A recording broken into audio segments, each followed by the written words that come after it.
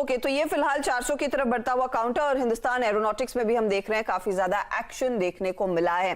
तो चलिए, ये बात हुई कुछ मोमेंटम ट्रेड्स की, लेकिन आपके लिए एक खास चर्चा आप पेश करेंगे। अगर आप थोड़ा रिस्क लेकर एफडी से दोगुना चाहते हैं तो आपके लिए एक शानदार विकल्प बाजार में खुला है।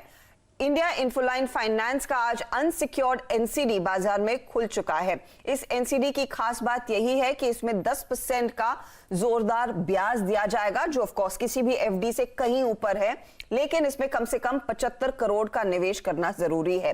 बड़ा टिकट साइज का इन्वेस्टमेंट की जरूरत होगी। इस एनसीडी पर बात करने के लिए हमारे साथ इंडिया इन्फोलाइन ग्रुप के चेयरमैन निर्मल जैन और आईआईएफएल होम फाइनेंस के ईडी और सीईओ मोनू रत्रा आप जुड़ गए हैं। आप दोनों का ही स्वागत है सीएनबीसी आवाज पर। कांग्रेचुलेशंस इनफैक्ट इस एनसीडी के लिए।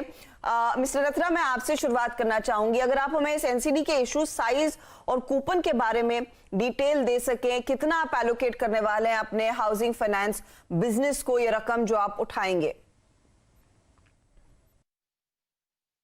नमस्कार, धन्यवाद सीएनबीसी आवाज का। जो हमारा ये इशू है, इशू का साइज 1000 करोड़ का है, और ये अनसिक्योर्ड सबऑर्डिनेटेड एनसीडीज हैं जो हमारे टीयर 2 कैपिटल के लिए इस्तेमाल होंगे। ये बहुत अच्छी स्कीम हम लेकर आए हैं, जिसमें जो कूपन है वो 10% का है, और इसमें जो इन्वेस्टमेंट ऑप्शंस हैं 3 प्रकार के हैं। एनुअल ऑप्शन भी है, मंथली ऑप्शन भी है, और क्यूमुलेटिव ऑप्शन भी है। ये 87 मंथ्स के लिए रहेगा, और जो इसकी क्रिसिल की रेटिंग है वो AA है, और ब्रिकवर्क की रेटिंग AA+ है।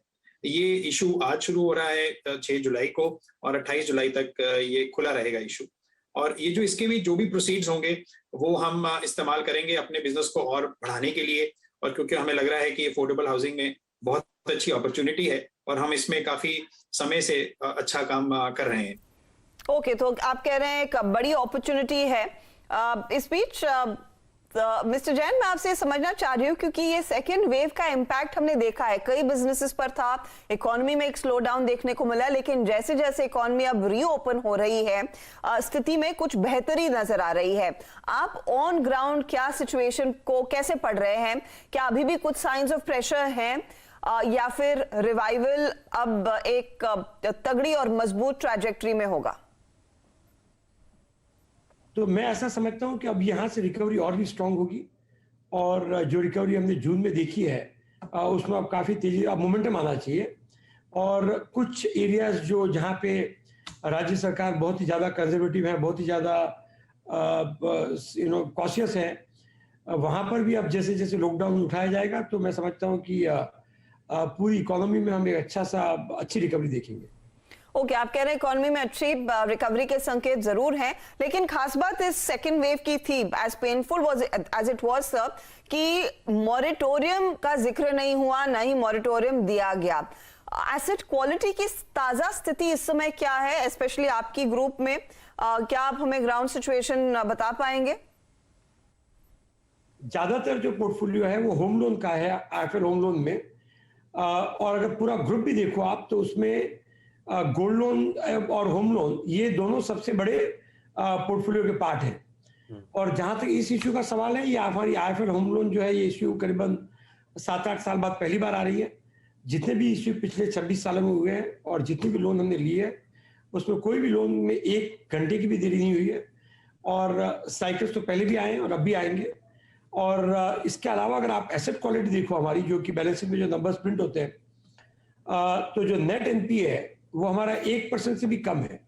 और जो कि इंडस्ट्री में आप अगर एनबीएफसी से कंपेयर करो, प्राइवेट बैंक से कंपेयर करो, या पब्लिक सेक्टर बैंक से कंपेयर करो, तो आप ये समझोगे कि हम सबसे ज़्यादा कंजर्वेटिव हैं और सबसे ज़्यादा रिस्क एवर्स है।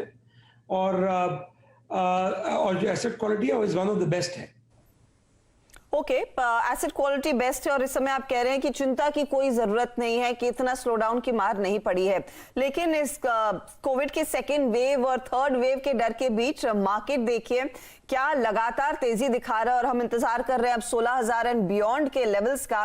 तो निर्मल जी, इस समय आप क्या एडवाइस देंगे रिटेल निवेशकों को खास तौर से, क्योंकि कई लोग कहते हैं मार्केट एक तरफा तेजी दिखा रहा है, वैल्यूएशंस काफी महंगे हो चुके हैं, रिकॉर्ड हाइस पर, क्या आपको लग रहा है कि बाजार सस्टेन करेगा? और इस समय अगर कोई पैसा लगा रहा है, उसकी अप्रोच क्या होनी चाहिए? हर एक इन्वेस्टर को एसेट एलोकेशन करना चाहिए, क्योंकि क्या होता है कि इस मार्केट को टाइम करना ऑलमोस्ट इम्पॉसिबल है, पर अगर आप मार्केट में अच्छे टाइम तक रहोगे तो आपका पैसा बनेगा, क्योंकि इंडियन इकोनॉमी ग्रो कर रही है। बहुत सारे लोग थे जो पिछले 2-3 महीने पहले घबरा गए कि अब स्टॉक मार्केट में बहुत तेजी आ गई है, पर और हो सकता है कि कभी एकदम शार्प करेक्शन आ जाए, क्योंकि न तो आप जानते हो और न मैं जानता हूँ कि कल क्या होगा, और कोई नहीं जानता दुनिया में, क्योंकि क्या होता है कभी भी समझो कोई जियोपॉलिटिकल सिचुएशन फ्लेयर अप हो गई या कहीं भी पॉलिटिकल सिचुएशन खराब हो गई तो हो सकता है कि एक शार्प करेक्शन आ जाए। तो इन्वेस्टर्स को क्या करना चाहिए, एसेट एलोकेशन करते हैं तो जैसे आपके पास कुछ पैसा है, आप पूरा का पूरा पैसा स्टॉक मार्केट में मत डालो, थोड़ा पैसा आप स्टॉक मार्केट में डालो, थोड़ा पैसा आप फिक्स इनकम में डालो, हो सकता है डिपेंडिंग ऑन आपकी वेल्थ कितनी है, थोड़ा सा पैसा आप गोल्ड या रियल एस्टेट में रखना चाहोगे। एक साधारण आदमी के लिए रियल एस्टेट में खुद का घर बहुत हो गया, और जो गोल्ड है उसमें आप 5 या 10% से ज्यादा इन्वेस्ट नहीं करना चाहिए, और जो फिक्स्ड इनकम इंस्ट्रूमेंट है उसमें करीबन आप कम से कम depending on the investor type 40 से 60% पैसा आप इन्वेस्ट कर सकते हैं।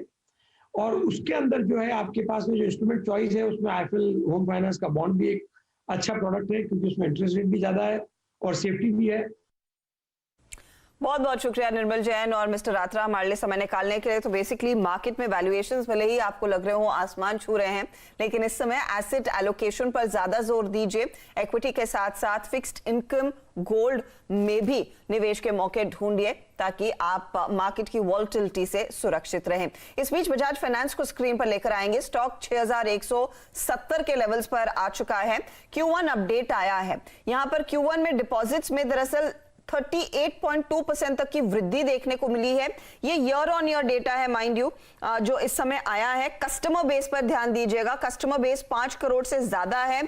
साल दर साल 17% की बढ़त देखने को मिली है कस्टमर बेस में, लेकिन अगर क्वार्टर ऑन क्वार्टर आप देखेंगे तो लगभग 4% तक का इजाफा देखने को मिल रहा है। तो तिमाही दर तिमाही आधार पर भी इंप्रूवमेंट देखने को मिली है। एवरेज डिपॉजिट्स जून 30 तक जो कंपनी ने शेयर किया है डेटा, उसमें 28,000 करोड़ कंपनी के हाथ में है।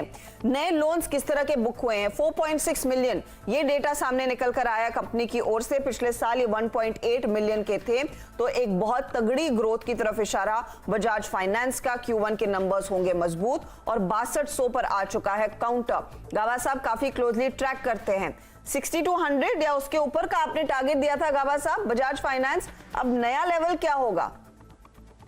बजाज फाइनेंस का जो लेवल होगा काफी हद तक अपमूव है। यहाँ पर जो सेटअप बना हुआ है बजाज फाइनेंस का, उसके हिसाब से लगता है जो साइडवेज कंसोलिडेशन है उसके बाद ब्रेकआउट मिला है। इसका टारगेट करीब 6500 होना चाहिए, लेकिन पहला टारगेट 6400 होगा, फिर 6500 भी पॉसिबल है। अपडेट कर रहा है 6200 पर, तो अच्छा मूव है बजाज फाइनेंस पे, ये बात तो पक्की है। लगे हाथ बजाज फिनसर्व का भी चार्ट चेक दे ही दीजिए, ग्रुप कंपनी और होल्डिंग कंपनी रादर। क्या यहां पर आपको लग रहा है लेवल्स होगा, क्योंकि ये स्टॉक उससे डबल है, 12,000 का स्तर। किसी ने नहीं सोचा था कि बजाज फिनसर्व 12,000 के लेवल्स पर पहुंचेगा किसी दिन। यस, मुश्किल था सोचने का, लेकिन यस अपमूव ऑन है। अभी देखिए आज का जो मूव है बढ़िया है। स्टॉप लगाना चाहिए 11,950 का, बस ज्यादा नहीं। और मुझे लगता है 12,400 देखने को मिलेगा बजाज फिनसर्व में।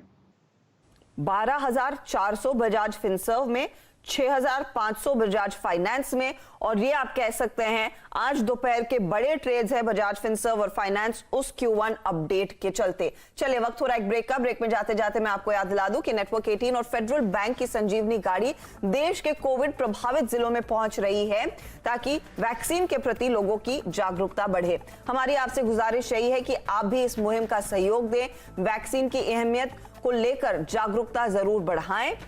देख लेते हैं ये संजीवनी गाड़ी आज कहां पहुंची।